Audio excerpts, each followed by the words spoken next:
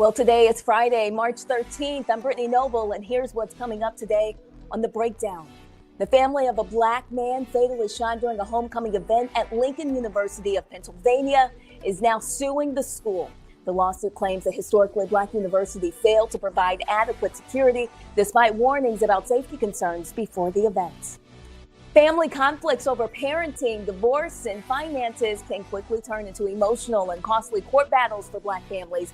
Some experts say mediation may offer a healthier path forward. We speak with family mediator ahead about how families can resolve disputes, protect relationships, and avoid prolonged litigation. The music industry generates billions of dollars every year, but many artists say they're still struggling to see their fair share. Now, one black tech entrepreneur says he's building a system where creators can finally win. We talk with Connect Music CEO George Monger, who just raised $80 million to help artists track royalties, understand their audience, and take control of their earnings. Plus, a new poetry collection is telling a powerful story of struggle, doubt, and spiritual rebirth. Author Kristen Gilbert joins us to discuss Righteous Hurricane, a poetic testimony of God's grace, tracing her childhood journey to finding faith and finding purpose. The Breakdown starts right now.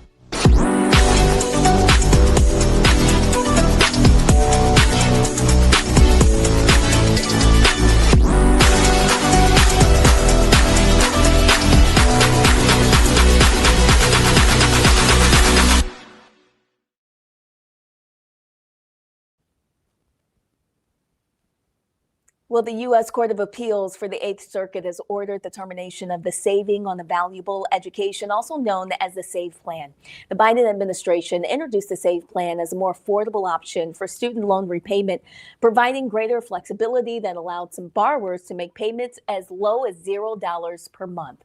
According to a recent update from the U.S. Department of Education, beginning July 1st, 2026, federal student loan borrowers will only have two repayment options: a tiered standard repayment plan or a new income-driven program called the Repayment Assistance Plan.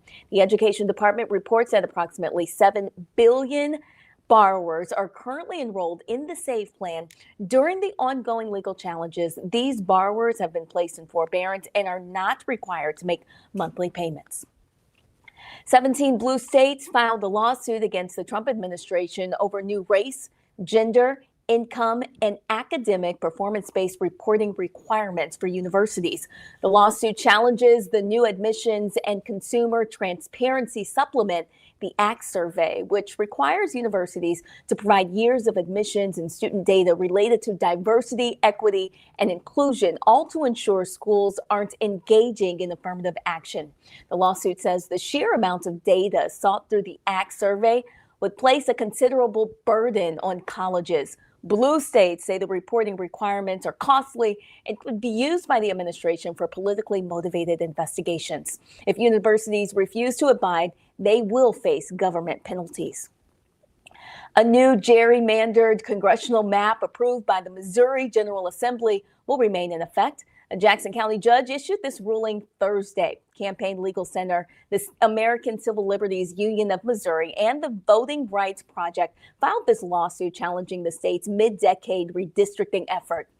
The group claims that the new map violates the Missouri Constitution's requirement of compactness and was drawn under direct pressure from the Trump administration. The map divides the Kansas City area into multiple sprawling districts, which clearly violates the constitutional mandate. If allowed to remain in place, this map would signify a significant setback for fair representation in Missouri. The state's constitution stipulates that redistricting should occur only once every decade following the U.S. decennial census, and that the maps must be drawn compactly. Chicago Mayor Brandon Johnson is postponing a bid for a polling place protection ordinance named in honor of late Reverend Jesse Jackson Sr. The Reverend Jesse L. Jackson Sr. Fair Access to Democracy Ordinance would create a 100-foot democracy zones around polling places where federal immigration agents could not conduct civil enforcement operations. The measure would have also required landlords to provide secure mailboxes for tenants and add protections against doxing or harassment of election workers. Violations could carry fines ranging from $500 to $5,000. Johnson had scheduled a special city council meeting this week to vote on the resolution, but the mayor's office and the city council members sent a memo postponing the special meeting indefinitely and without explanation. Also, the Trump administration wants the Supreme Court to expedite ending temporary deportation protections for more than 350,000 Haitian immigrants. This request is part of the administration's broader effort to roll back temporary protected status for immigrants from at least a dozen countries. TPS, created by Congress in 1990, gives people from countries facing war, disasters, or dangerous conditions the right to stay and work in the U.S. temporarily. Haitians were first granted TPS after a devastating earthquake back in 2010. A federal judge recently blocked the Trump administration from ending those protections.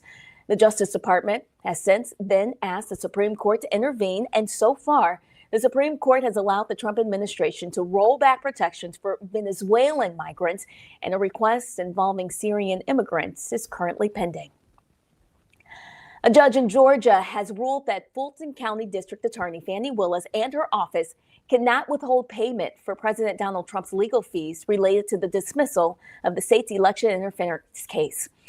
Superior Court Judge Scott McAfee determined that Willis's office remains disqualified from the case due to a previously identified conflict of interest involving her relationship with the special prosecutor assigned to that matter. The ruling permits Fulton County to intervene as former defendants, including Trump, seek nearly $17 million in legal fees under a new Georgia law that allows defendants to recover their legal costs when the prosecutor is removed from a case. This request arises from the collapse of the extensive 2023 racketeering indictment, which accused Trump and over a dozen associates of engaging in a coordinated effort to overturn the results of Georgia's 2020 presidential election. The family of a black man fatally shot during a homecoming event at Lincoln University of Pennsylvania has filed a lawsuit against the school. The suit alleges that the historically black university failed to maintain adequate security and promptly respond to warnings of potential violence. 20-year-old Juwan Jeffers was shot during homecoming festivities October 25th, 2025 on the university's campus. Authorities say gunfire erupted just before 9:30 p.m., leaving Jeffers dead and 6 other people injured. According to the complaint, the university had knowledge of safety concerns prior to the event, but failed to implement adequate security measures. Officials in Lower Oxford Township had previously warned the HBCU about a crowd control problem and parking issues that prevented EMS vehicles from responding to emergencies. Township officials also offered assistance during a public meeting to help address those concerns, but the university declined the help. The lawsuit claims Jeffers' death could have been prevented with stronger safety planning. The family is seeking punitive damages and says the lawsuit is intended to hold the university accountable and push for improved campus safety. A Southern California federal appeals court ruled that a white first grader has First Amendment protections after she was allegedly punished for giving a Black Lives Matter drawing to a black classmate. That incident happened in March of 2021 at Viho Elementary School. The students' names are being concealed. A white first grader gave a drawing to a black student after a classroom story about Martin Luther King Jr. Well, the lawsuit says the white student felt bad because black people were put in a worse position and made a drawing showing all her friends holding hands with the words, "Black Lives Matter, any life." The black classmate took it home. When the black mother discovered the drawing, she became offended and asked the school to take action. So the next day, the white student was asked to apologize and barred from recess for 2 weeks. 11 months later, the white mother learned of the incident from another parent and filed a complaint and lawsuit alleging First Amendment violations and retaliation.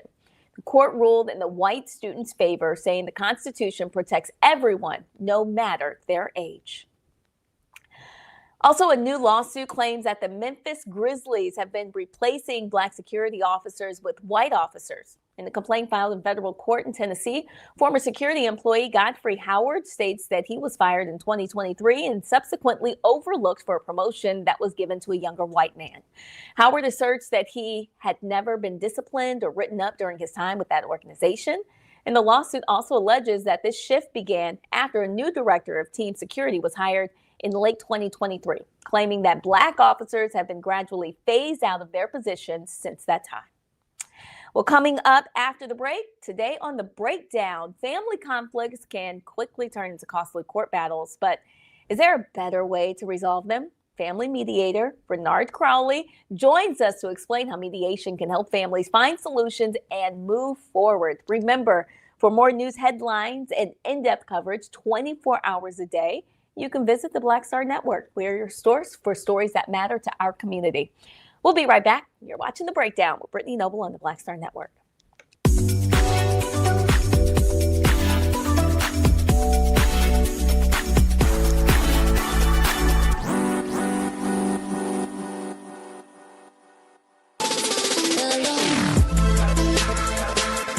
Hey y'all, welcome to The Other Side of Change, only on the Black Star Network and hosted by myself, Bria Baker, and my good sis, Jamira Burley. We are just two millennial women tackling everything at the intersection of politics, gender, and pop culture.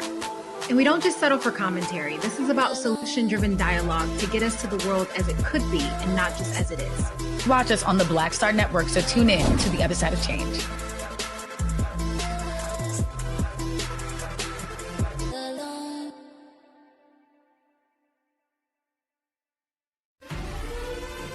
Violent white supremacy is, quote, the most persistent and lethal threat in the homeland. The greatest terrorist threat to the homeland is the homegrown violence stream, including hate crime committed on behalf of some kind of white supremacist ideology. They are coming after everything in Black America. MAGA and Donald Trump are specifically targeting Black America. They are going after the money. Attack Black Lives Matter. Attack critical race theory, attack woke, DEI. MAGA wants to defund Black America. This is a perfect example of their desire to completely degrade and de-emphasize Black people.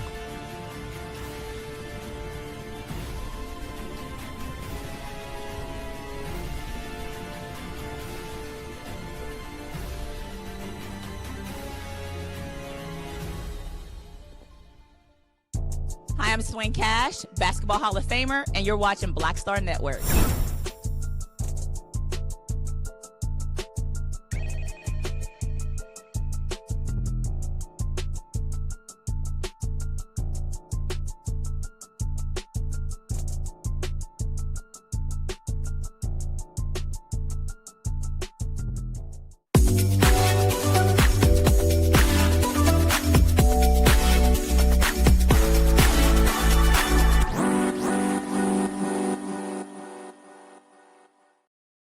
Welcome back, and thank you for joining us on The Breakdown. Family conflict is something that many people experience, but when disagreements escalate, whether over parenting, divorce, caregiving, or finances, the emotional and financial toll can quickly become overwhelming. And for many families, the traditional court system can sometimes deepen the conflicts instead of resolving them. And that's why some experts say family mediation can offer a healthier and more productive pathway forward, creating space for communication, accountability, and practical solutions without the stress and cost of prolonged litigation. Joining us now to talk about how mediation can help our families navigate conflict and build healthier relationships is family mediator and conflict resolution specialist, Bernard Crowley. Hello, everyone. Hello, Bernard. Thank you for joining us today on The Breakdown. Thank you for having me. Absolutely. So tell us, for viewers who may not be familiar with this process, what exactly is family mediation? How does it work? So family mediation is a place where you can allow parents to come together without going to court. So there's a lot of misconceptions, a lot of myths when it comes to mediation. A lot of people tie mediation going to court. But this is a process to where both parents are put in a situation where they are in control of the outcome. Whereas if you go before a judge, obviously that falls, that'll happen with the judge. If we to go forward with him, he'll decide the outcome for you. So you don't even have to do that. With mediation, it allows parents to come together, talk about, issues that they've had or concerns, moving forward, a path forward with a structured plan, which allows, the parents to actually reach an agreement without any type of stress, or they can actually be able to be open about anything they would like to share, opposed to, because again, it's a private setting, it's a private, confidential place where it makes you feel better and more happy to be able to share that information, opposed to going before court, maybe having to get an attorney to litigate, which that could be even more cost for you. But family mediation, that gives you the control of the outcome, allows you to save time, money, along with being in control of all the issues that y'all may have. Y'all can actually have a private setting to where y'all can talk those things through, both parents. Renard, what kinds of family issues are most commonly resolved through mediation? Most common issues are, you have, the court looks at it as, you got custody, visitation, child support. Those are the three key areas that a lot of parents come to mediation for. Also include divorce as well. So when you have, conflicts within divorce, you're trying to, instead of going to court, you can actually come to mediation for divorce as well. And the way we look at mediation is that instead of going to we don't call it the typical legal terms, custody, visitation, or child support. We look at mediation as different terms we use, which is, for custody, we call it decision-making, because essentially that's what it means. It's the decision-making responsibilities of the child. Now, when we look at visitation, we call that co-parenting, because essentially it's a co-parenting schedule that both parents agree on, and that's the terminology that we use. And when it comes to child support, it's called financial support of a child, which means, again, same thing as a legal term, but we don't use those terms in mediation. And essentially that all is pertaining to a co-parenting plan. So custody, visitation, child support, we call it a co-parenting plan, with two parents working together to come up with a plan for their child or children.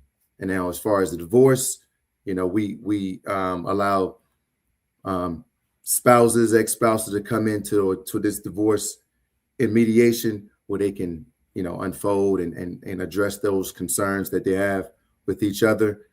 And we can do that through mediation, and, essentially be able to come up with an agreement without even having to step in the courtroom. Emotions can get high, especially in situations involving divorce, parenting disagreements. How can mediators keep the conversations productive? So what I like to do is, to keep it productive, is, again, as a mediator, I'm a neutral person, which means that I don't take sides. I don't hold any judgment. I'm here to essentially help the parents be able to reach an agreement. And when things get a little intense, and there are times where, emotions get flared, and this is a very emotional process. So it might be a time where a parent or parents can't get along in a mediation session, where we're in person or on a Zoom call or virtually.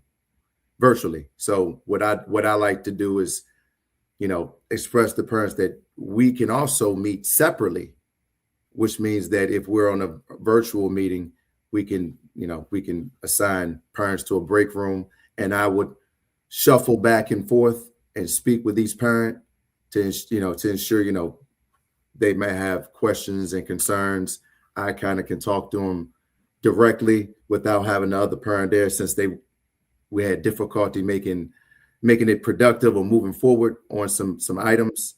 So those, there are instances where we are able to separate the parents in different rooms to reach an agreement. And that happens sometimes depending on the emotions, and if we're not making any progress in a mediation session. So there are ways where you don't actually have to be in person to reach an agreement. You can be, in separate rooms, and the mediator could shuffle back and forth to reach an agreement between parents that have a high conflict or can't get along in the same room, or not able to reach an agreement due to the intense emotions that they have between each other.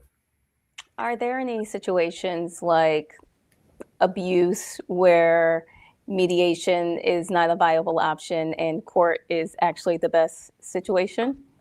Yes. So when it comes anything pertaining to, because again, the mediation is about the best interest of the child, more importantly. And as a mediator, if it's anything in regards to abuse, neglect, or anything detrimental to a child, mediation would not be a path forward as far as trying to get a resolution. Because again, this mediation is more importantly about the best interest of the child.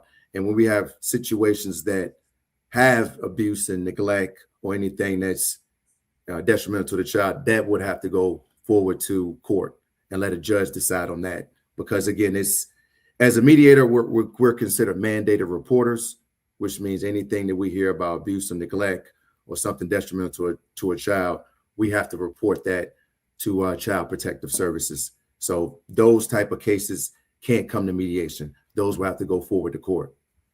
Understood. All right, Renard, how can we get in contact with you for families that are experiencing issues and need a mediator? How can they connect?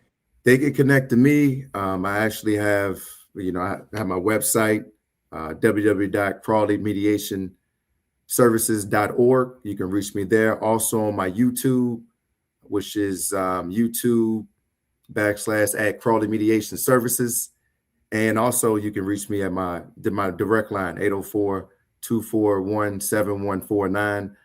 That's my business phone. Feel free to reach out if anybody even needs assistance. I'm really more than happy to help out. Renard Crawley, thank you so much for your time and your information. And thank you for joining us today on The Breakdown. Thank you. Thank you for having me. Have a nice day. You too.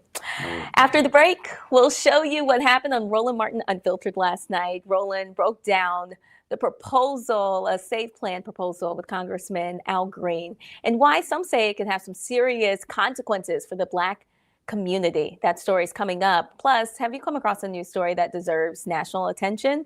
We absolutely want to hear from you. So please, there's a QR code right there. Submit your questions and comments, and let's connect. I'll see you after the break.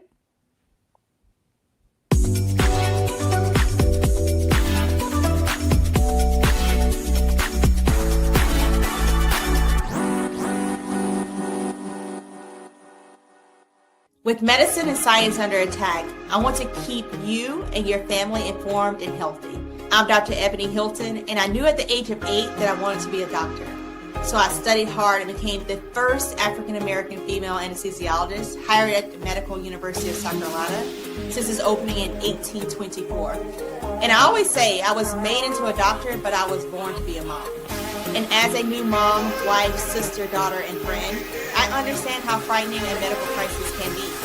I care for individuals on some of the worst days of their lives, and it's my mission to provide you with a safe space to gain clarity on issues affecting your mind, body, and soul. I recognize that there are health disparities, particularly as it pertains to race, and I want to help bridge the gap between you and your healthcare providers. Join me every Thursday for Second Opinion on the Black Star Network, where each week I'll invite experts from various medical fields to share the latest health news. We'll discuss topics such as the vaccine debate, mental and sexual health, medical bias, infertility, menopause, andropause, nutrition, and aging. Together with my medical colleagues, we aim to provide you with a second opinion. Don't miss it, Thursdays only on the Black Star Network.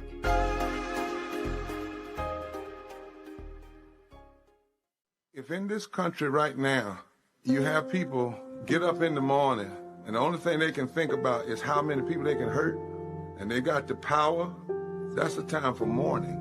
For better or worse, what makes America special, it's that legal system that's supposed to protect minorities from the tyranny of the majority. We are at a point of a moral emergency. We must raise a voice of outrage. We must raise a voice of compassion. And we must raise a voice of unity. We are not in a crisis of party versus party. We are in a crisis of civilization, a human rights crisis, and a crisis of democracy itself. And guess what? You've been chosen to make sure that those that would destroy, those that would hate, don't have the final say, and they don't ultimately win. I'm Risa Colbert, and you're watching the Black Star Network.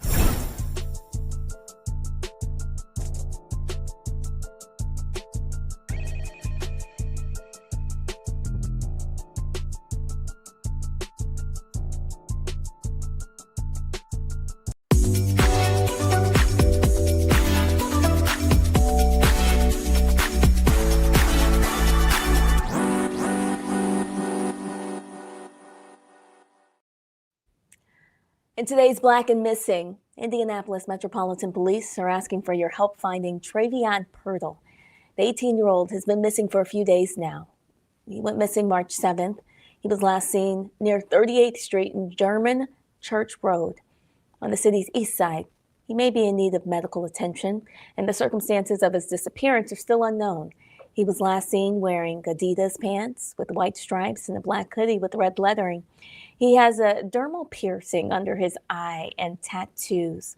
Please call the Indianapolis Metropolitan Police Department at 317-327-6160 if you know anything.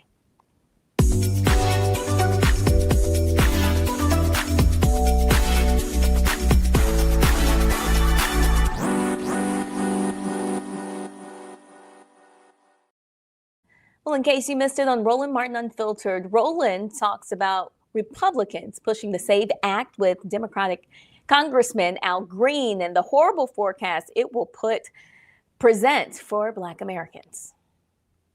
All the Save America Act, Republicans are saying, how dare Democrats oppose this? What's wrong with voter ID? Democrats and Republicans all say it's all good. But the reality is the Save America Act is not just about voter ID. I told y'all before, I have a Texas driver's license. What Republicans are saying is my Texas driver's license not good enough. I got to get another ID. Okay, now it's a passport. Now they're putting, oh no, you got to prove you're a citizen. Wait a minute. Why do I have to prove I'm a citizen? You already have laws on the books that keep folks who are not citizens from voting. It's a sham. And they are trying to play the okie doke. Congressman Al Green of Texas joins us right now. I'm glad to have you here, Congressman. And now we got a battle going on in the Senate. Donald Trump, they're trying to force senators to end the filibuster or make it a talking filibuster. You got longtime Texas Senator John Cornyn, who was against that. Now all of a sudden, because he's trying to kiss Trump's ass to get an endorsement again his runoff against Ken Paxton, now he says, oh, now he's for it. The reality is that the Save America Act is trash and has no business being made law. I concur with you, and I do concur with you about people taking positions for political expediency. This act would not allow me to vote with this piece of identification. This is the piece of identification that I use to vote for issues of war and peace, $1 trillion budgets in Congress, but I can't use this identification to vote. I tested the system myself. I went in without a driver's license and I said, I want to vote.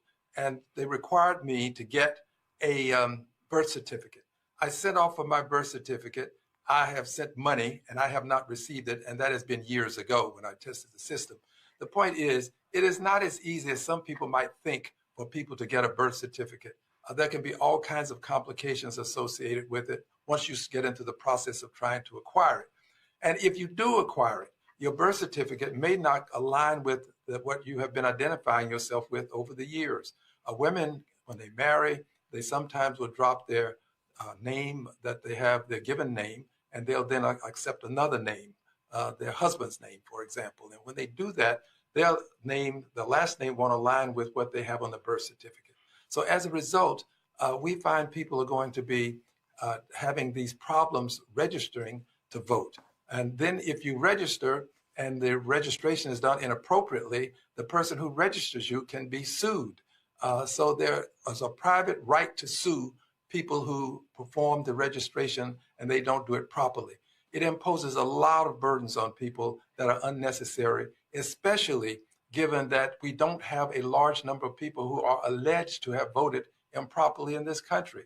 We are fighting a fight that doesn't exist, but we're creating a fight such that people will have to fight their way into the polls to vote. Yeah, it's a solution looking for a problem. That's what it is. And they don't want to be real about this. And again, what they're trying to do is they're trying to gaslight folks by saying, well, how dare Democrats be against this? I mean, look at the number of Democrats who agree with voter ID. The issue is not voter ID. Here's a perfect example. You take, look, you're there in Texas. I'm born and raised in Texas. I still vote there. In Texas, when they passed the law in Austin, they would not, if you were a student at a state university, that is a state university, you could not use your student ID to vote, but if you had a gun permit, you can use that. Well, wait a minute. A state ID is a state ID. That's a perfect example of them saying, no, we want ID, but we don't want all forms of ID. So we're not going to allow that ID because they don't want those students at state universities to be voting because they believe, oh, they may be voting more Democrat than Republican. That's a perfect example of how Republicans don't like all forms of ID. No, they want to specify exactly which form of ID. Yeah, and the perfect example with the continuation of it is Prairie View A&M University. The students at Prairie View A&M University have had problems trying to not only register to vote, but actually voting. They actually at one time divided the campus such that some people could vote on campus and others would have to vote elsewhere. They have, over the years, found clever ways to prevent people of color from voting. And it applies to us more so than others because of the history in this country of our being birthed. Many people were born, if you're as my age, midwifery was a means by which you acquired your first breath of air. And as a result, the records are not as exact as one might think until you start to explore this possibility of getting a birth certificate. Many of the people that I represent, they're not going to travel out of the country. They have no passport, so they've not bothered to try to acquire a passport. So that's out of the question. So they're only left with this birth certificate option. And sometimes it really does cost more than some people can afford. It cost me about $60 to make this application. Now, that's not a lot for me, I confess, but there are some people who are making minimum wage, living from paycheck to paycheck. They've got to now spend some of their additional money on this ID, and that can be a burden for them. So what I believe is this: we have to fight this. And one of the ways to fight it is to vote against it. I'm going to vote against it. It does not matter what they say. This is a voter suppression. It is a latest form of some sort of nouveau poll tax when you have to now buy another ID so that you can vote. I'm antithetical to it. I'm going to vote against it. And I encourage others to stand up to this as well. Do not be bullied into believing we are doing something inappropriate because we refuse to allow people to suppress the vote, not only in Black communities, but I mentioned Black communities because of our history in the country, but poor white people are going to have similar problems. And we have to protect their rights when we protect our rights. Well, these poor white folks had better recognize that just because Trump is saying it don't mean it's good, and they better speak up or they're going to look up at the last second. Look, we know the last election how they moved voting locations and they screwed over Native Americans in South Dakota, where they moved the polling site, and that impacted their vote turnout. Norm Ornstein, I'm looking for the tweet right now, and I saw this tweet yesterday, and I thought it was interesting. Now, first of all, let me be perfectly clear. I don't believe we have to have new forms of IDs, but one of the things that he said is, man, I'm trying to find the tweet. I'm going to paraphrase. He said, what Democrats should do is Democrats should put forth a bill calling for voter ID, but what they should do is they should say that the federal government is going to mail for free an ID to every American who cannot afford a new one. He said, and then let's see if Republicans stand up for that. I'm going to find the actual tweet so I can read the actual thing. But that was the thing that I've always said. Okay, since y'all want a government ID, fine.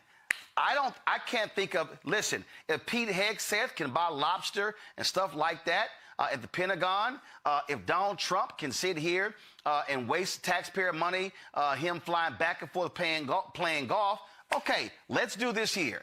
The federal government says we're going to establish a federal government ID, and we're going to offer that for free to every American citizen. I guarantee you the Republicans will absolutely say no to that. And I'm saying, hey, what more American is that to say, here's a free government-approved ID for every American citizen? I absolutely would agree with that, because it lifts the burden of having to get your ID from another state, which was the case with me. I live in Texas. I was born in Louisiana in Charity Hospital. The hospital is no longer there. And it would take the burden off of the person to have to now search out other states for an ID. And sometimes that can be very complicated. It's not as simple as one might think. I agree with you. Let's have the state bear the burden of giving everybody the ID.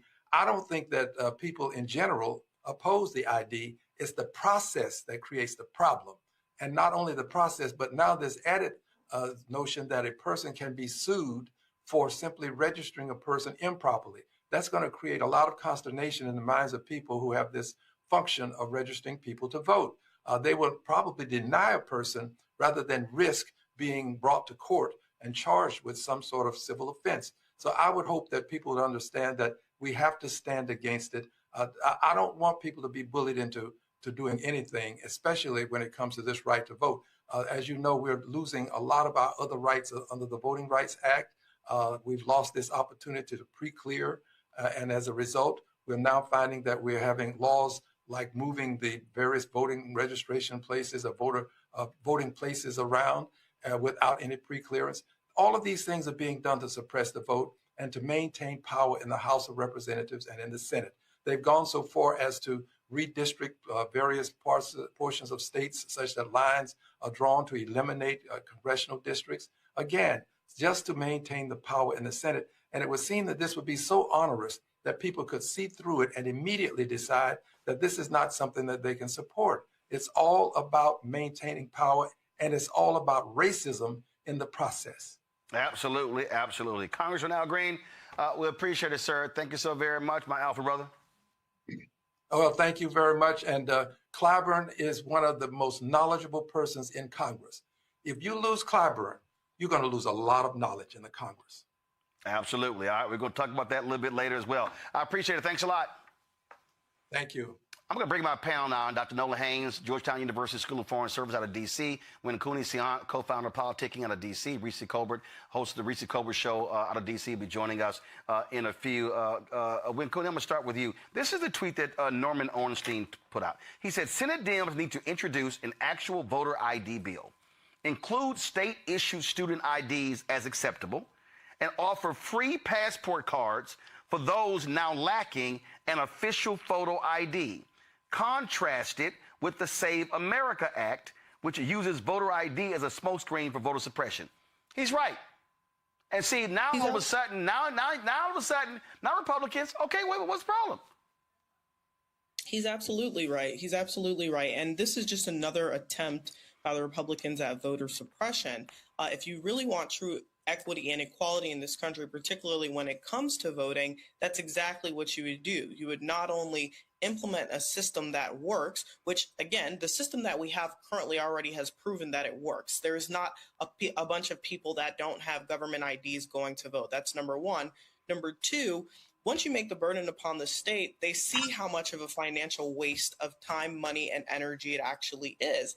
But what they want is they want to target vulnerable populations, people that generally don't have, real IDs or don't have passports or may have misplaced their birth certificates. So vulnerable populations that may not have access to these things, and target those people and keep them out of voting precincts. This is simply unethical and it's unconstitutional. Well, and the other thing that people have to know, Nola, in understanding this, and this is right here. This is from the Bipartisan Policy Center. This is bipartisanpolicy.org. 5 things to know about the Save America Act. And this, it says right here, in terms that they lay out really what's going on here. But here's what people don't know about this deal. They already say right here, citizenship is already a requirement. Instances of non-citizen voting, extremely rare. Now, when you start going on, many eligible citizens don't have documentary proof of citizenship because you don't have to. You don't have to have if you don't have a passport, other than that, you don't need to prove you're a citizen. You're a citizen, okay? Then all of a sudden, there are multiple ways to verify citizenship that puts responsibility on government, not voters. But here's the other thing, and this is the Jedi mind trick, Nola. Republicans, well, what's the problem? It's voter ID. Democrats support voter ID. Republicans support voter ID. Why are you afraid of ID? You need an ID to get into a building. No, the Save America Act also bans mail-in voting, except in extreme cases. It's what they always do, Roland. You know, it's a messaging trick. It is this idea of saying something, you know, to normalize it. You sound like the sane person in the room. You know, you present an argument that seems absolutely sane and you're speaking calmly and you're speaking in a specific tone. These are all messaging tricks. And we all know that the GOP Republicans, they do it well. They have it on lock. But I am very happy that this conversation is happening, that the realities of the SAVE Act is being talked about. And to your point, I've never in my entire life, you know, and as an American citizen, had to prove the fact that I'm an actual citizen. So that's weird and it feels uncomfortable and it feels like a direction we shouldn't be going in.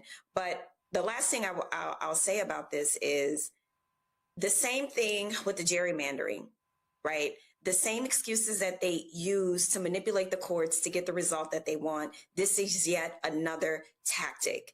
But at the end of the day, we can inform, we can educate, which is one part of this, so people can know what to do when they get to the polls. But the other side of this is a larger conversation that we need to have about the way in which some of these loopholes are exploited, because it is clear as day with the redistricting situation in Texas that suppressed voters. What happened in that Texas race was just clear as day to many people. And we are in midterm season. And I'm very worried that things like this are going to continue to happen. And what will the fix be outside of educating people on what to do at the polls? That's what I'm worried about. Well, coming up tonight on Roland Martin Unfiltered, we have an exclusive interview with the attorney representing the Black woman who was forcibly removed from her car by a Texas police officer, and the co-founder of the National Target Boycott, who insists that the boycott is still ongoing. Join us for all of this and more tonight, 6 p.m. Eastern, only on the Black Star Network on Roland Martin Unfiltered. Well, coming up after the break today on The Breakdown, the music industry generates billions of dollars, but many artists say they still aren't getting paid fairly. We talk with the Connect Music CEO, George Monger, who just raised $80 million to help artists track their royalties and take control of their earnings. Stay with us. You won't want to miss this conversation. Plus, if you like the work that we do, your support is critical to what we do. You can support us via Cash App using the Stripe code. It's in the bottom left-hand corner of your screen right there. You can help us out with credit cards, PayPal. You can use Venmo, Zelle. If you're old school, you can send a check or a money order. There's the information there on the screen. Our goal is to raise $1 million by December 31st, and so we really need your support to make that happen. Stay with us. We have another interview on the other side of the break on The Breakdown.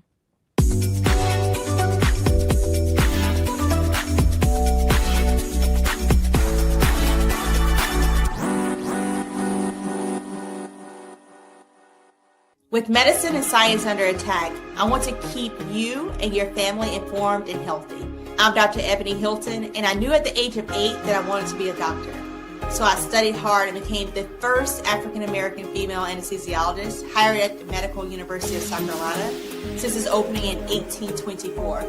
And I always say I was made into a doctor, but I was born to be a mom. And as a new mom, wife, sister, daughter, and friend, I understand how frightening a medical crisis can be.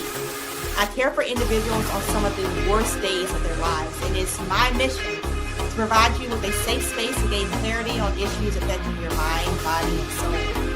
I recognize that there are health disparities, particularly as it pertains to race, and I want to help bridge the gap between you and your healthcare providers. Join me every Thursday for Second Opinion on the Black Star Network, where each week I'll invite experts from various medical fields to share the latest health news. We'll discuss topics such as the vaccine debate, mental and sexual health, medical bias, infertility, menopause, andropause, nutrition, and aging.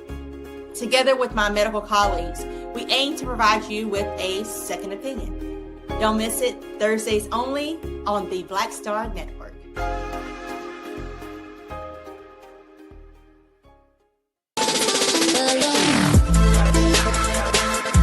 Hey y'all, welcome to The Other Side of Change, only on the Black Star Network and hosted by myself, Bria Baker, and my good sis, Jamira Burley. We are just two millennial women tackling everything at the intersection of politics, gender, and pop culture. And we don't just settle for commentary. This is about solution-driven dialogue to get us to the world as it could be and not just as it is. Watch us on the Black Star Network, so tune in to The Other Side of Change.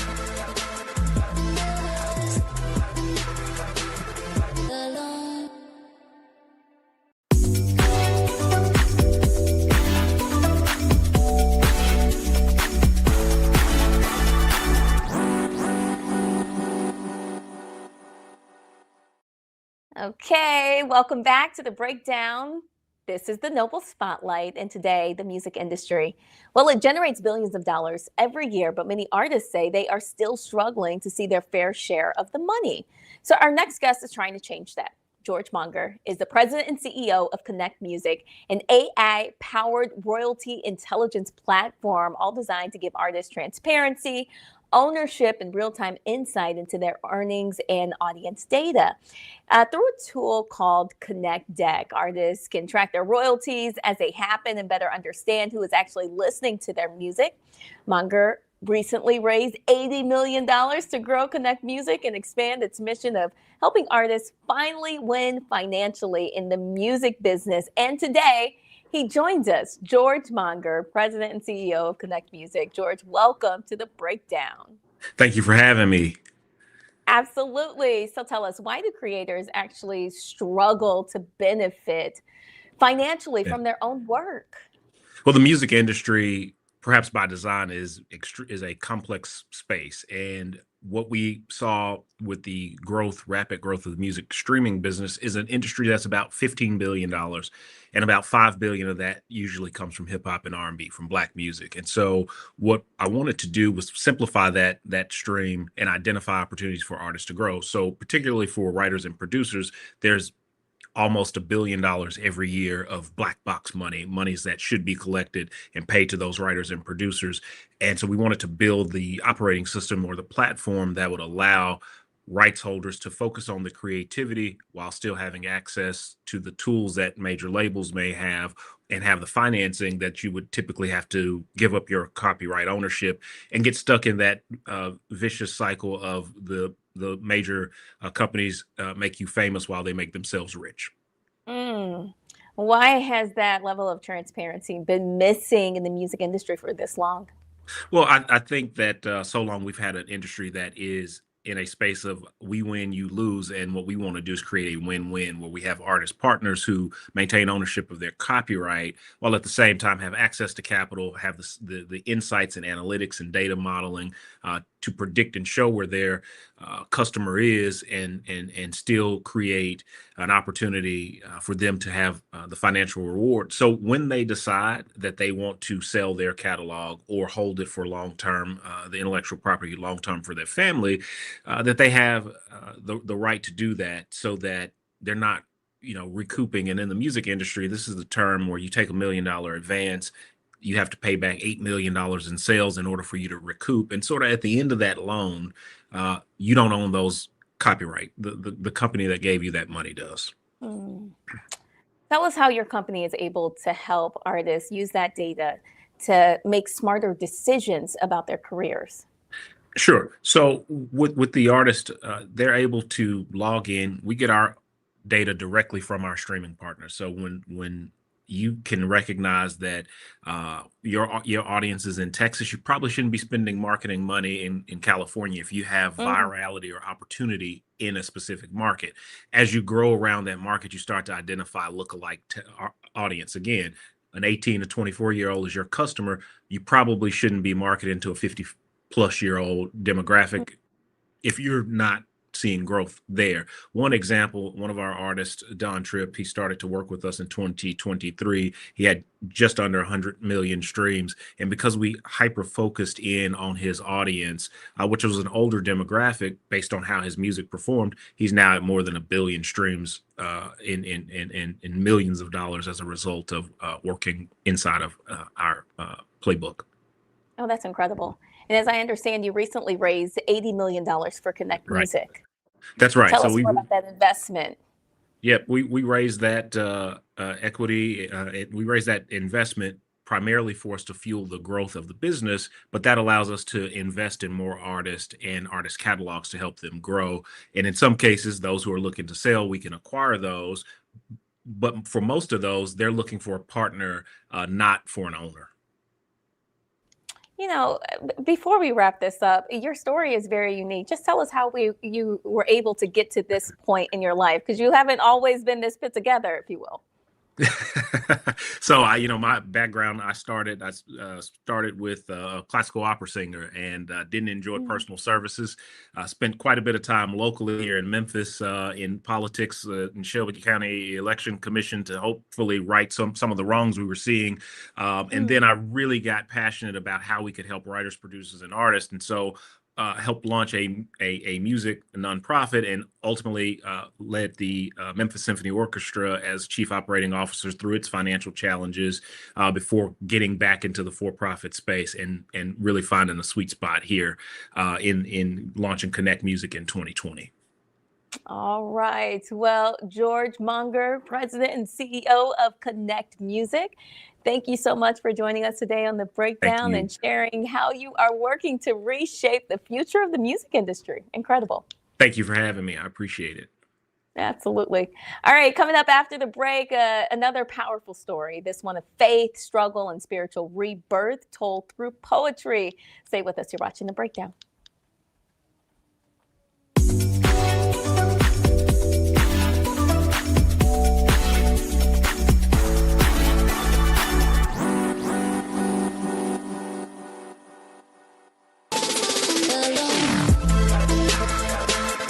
Hey y'all, welcome to The Other Side of Change, only on the Black Star Network and hosted by myself, Rhea Baker, and my good sis, Jamira Burley. We are just two millennial women tackling everything at the intersection of politics, gender, and pop culture. And we don't just settle for commentary. This is about solution-driven dialogue to get us to the world as it could be and not just as it is. Watch us on the Black Star Network, so tune in to The Other Side of Change.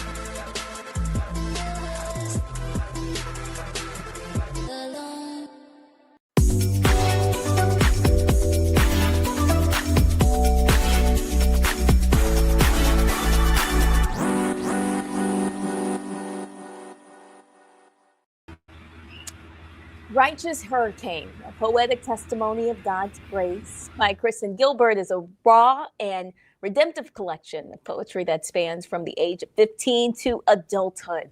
The book is divided into 3 parts, each reflecting a different phase of the author's journey: the shadows of adolescence, confronting doubt and inner darkness, and spiritual rebirth. She joins us now on The Breakdown to talk all about her new book. Kristen, welcome to The Breakdown. Hi, thank you so much for having me. Absolutely. Thank you so much for joining us. Tell us a little bit about your journey and how you were able to write this book. Well, the way that I kind of started on my journey is I started writing poetry at the age of 15.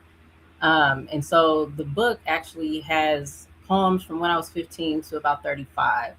And I struggled a lot as a teen with like depression and anxiety, just from different things that happened in my life, in my personal life. And as I grew older into my 20s, it just seemed like it wasn't really going away. I've always been a Christian. I've always been a believer of Christ. But as life went on, it just seemed like things got darker and harder for me. And I reached out to the Lord and just was like, what am I missing here? Like, what is the problem? And my mom actually really helped me. And she was just like, you need to dig deep into the Bible.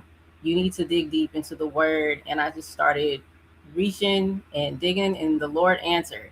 And so Righteous Hurricane is really just about poems that I've written from the time of where I was in pain until the Lord just really saved me, really, and got me through it. And the purpose of me writing it was just to bring people hope. Like, if you're in pain, the Lord is there to save you, and he's there to get you through it. In the second part of your book, you talk about inner darkness and your struggle to trust God, who may feel distant at times. Talk to us about this. Yeah. So, like I mentioned, in my 20s, I struggled with depression and anxiety, and I really sunk to a really low place. And my poems really reflect that. So, in the beginning stages, in the second part of my book, like kind of the beginning poems, you really see that pain, and you really can feel how dark moments can get. And when I was moving through that kind of stage of getting to know the Lord a little bit more, I realized that as a Christian, as a follower of Christ, you do not have to live in depression. You do not have to exist in an anxious state all the time. I just didn't understand that because I didn't have an intimacy with Christ. And so, in the book, I kind of go into what those emotions look like through that transformation. It was a lot of feeling lost, feeling dark, and then all of a sudden getting a little bit of hope, starting to feel closer to the Lord and feel like, okay, I'm not in this alone. I'm not by myself. And so towards the end of the second half of the book, it's like my eyes were open. It was like it just clicked. And I remember the moment perfectly in 2019, right before COVID.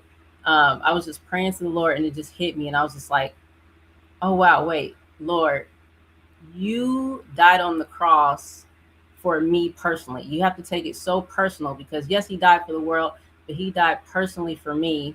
And it was like my eyes completely open, and I was like, okay, Lord, this is where you want me to be. You want me to recognize who you are and get close to you. So towards the end of the second half, I'm really exploring more of what that joy looks like in the Lord.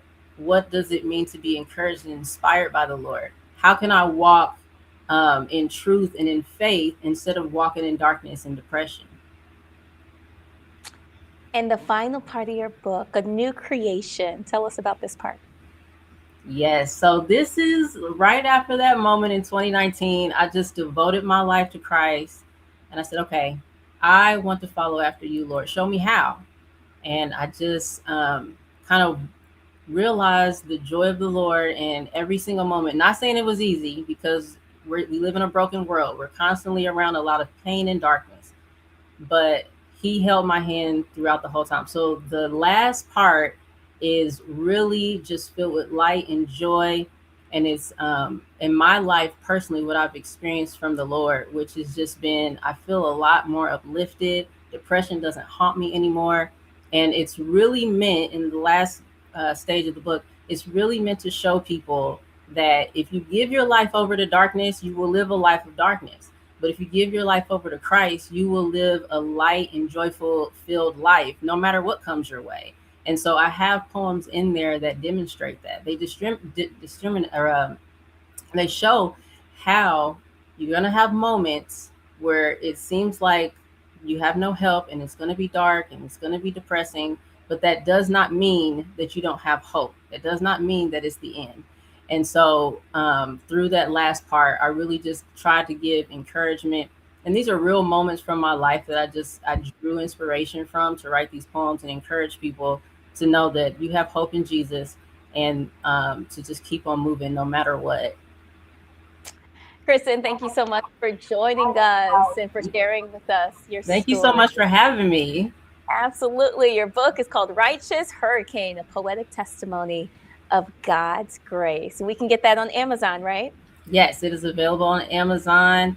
And it's available. I have some links on my Instagram and Facebook as well. You can find me at Kristen_author on Instagram, and then Kristen Gilbert on Facebook. You can find me there. Perfect. Kristen, thanks so much for joining us. Thank you.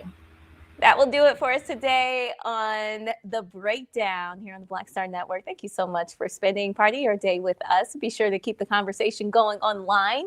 You can find me at The Noble Journalist and connect with me, and I'll see you again on Monday, noon Eastern, here on the Black Star Network. Have a great day.